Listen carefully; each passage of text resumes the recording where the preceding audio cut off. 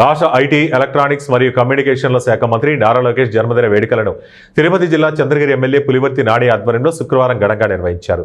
Chandragiri MLA Pulivarthi Nani ఆధ్వర్యంలో కార్యకర్తలు పలు సేవా కార్యక్రమాలు చేపట్టారు. ఇందులో భాగంగా చంద్రగిరి పట్టణంలోని ఏరియా ఆసుపత్రిలో రోగులకు MLA Pulivarthi Nani, area hospital superintendent Aruna, TDP నాయకులు మరియు కార్యకర్తలతో కలిసి బ్రెడ్, పండ్లను పంపిణీ చేశారు. ఈ సందర్భంగా ఎమ్మెల్యే పులివర్తి నాని మీడియాతో మాట్లాడుతూ తాత నందమూరి తారక రామారావుకి తగ్గ మనవడిగా, ముఖ్యమంత్రి చంద్రబాబు నాయుడు దార్శనికతకు తగ్గ తనయుడిగా లోకేష్ రాష్ట్రాన్ని అభివృద్ధి పదంలో నడిపిస్తున్నారని కొనియాడారు. ఆయనకి శుభాకాంక్షలు. చంద్రగిరి నియోజకవర్గం ఎమ్మెల్యేగా, చంద్రగిరి నియోజకవర్గం తెలుగుదేశం పార్టీ కుటుంబ సభ్యులందరూ కూడా ఆయనకి శుభాకాంక్షలు తెలియజేసుకుంటున్నాం.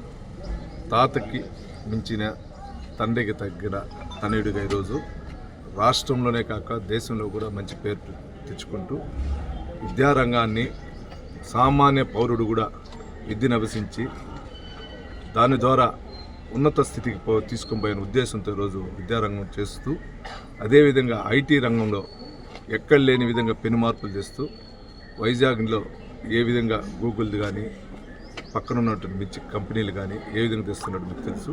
అంటే ఇవన్నీ ఎందుకు చెప్తున్నా అంటే యువతని ప్రోత్సహిస్తూ రాజకీయాల్లోనే కాకుండా స్వయం ఉపాధిలో కానీ ఉద్యోగాల్లో కూడా యువతను ప్రోత్సహిస్తూ ఈరోజు గెలిచిన వెంటనే చెప్పిన మాట ప్రకారం సుమారు 16,800 మందికి డిఐసి ఉద్యోగాలు ఇవ్వటం కానీ, అదేవిధంగా సుమారు 15,000 చిల్లర పోలీస్ కానిస్టేబుల్ సెలక్షన్ చేయడం కానీ, మన పెద్ద ఆయన చంద్రబాబు నాయుడు గారు కానీ, డిప్యూటీ సీఎం పవన్ కళ్యాణ్ గారు కానీ, లోకేష్ బాబు గారు ముగ్గురు కలిసి ఈరోజు రాష్ట్రాన్ని ముందుకు